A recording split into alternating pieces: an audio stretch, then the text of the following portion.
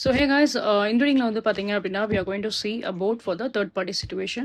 So when this third party will come to an end. So இந்த first of all அந்த third party வந்து உங்க பர்சனை விட்டு விலகி போவாங்களா மாட்டாங்களா and அந்த மாதிரி விலகி போற ஒரு கண்டிஷனா இருக்கு அப்படின்னா ஸோ எப்போ விலகி போவாங்க அப்படின்ற பத்தி அந்த ஒரு டியூரேஷனை நம்ம வந்து பார்க்கலாம்.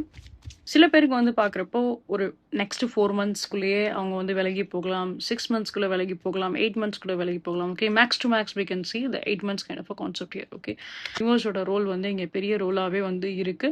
நிறைய விஷயங்கள்ல இவங்களுக்குரிய ஒரு ஜட்ஜ்மெண்ட் இங்கே வந்து கண்டிப்பாக வந்து கிடைக்க தான் செய்யுது. அண்ட் அவங்க எவ்வளோ தூரம் அவங்க சைடில் எவ்வளோ மிஸ்டேக்ஸ் பண்ணியிருக்காங்க அப்படின்றத அவங்க வந்து ரியலைஸ் பண்ண தான் செய்கிறாங்க. ஓகேங்களா? So you can expect some kind of a communication from your person. நீங்கள் ஏதாவது ஒரு சில கம்யூனிகேஷன் உங்கள் பர்சன் சைடில் நீங்கள் வந்து எதிர்பார்க்கலாம். This is again a positive sign. But anyways இப்போ இவ்வளோ தூரம் உங்களை வந்து ஹர்ட் பண்ணியிருக்காங்க அப்படிங்கிறப்போ இட்ஸ் டிபெண்ட் அப்பான் யூ. நீங்கள் அந்த ரிலேஷன்ஷிப் வந்து கண்டினியூ பண்ணணும்னு நினைக்கிறீங்களா இல்லையா அப்படின்றது. I strongly sense Libre energy in your reading. சில பேருக்கு உங்கள் பர்சன் வந்து செப்டம்பர் மந்த்தே வந்து ரீச் அவுட் பண்ணியும் பேசியிருப்பாங்க அப்படின்ற மாதிரி தான் இருக்குது. For some kind of a people strongly April மந்த்துமே இந்த பர்சன் வந்து அப்ரோச் பண்ணலாம். லைக் அப்கமிங் ஏப்ரல் மந்த்துமே இவங்க வந்து அப்ரோச்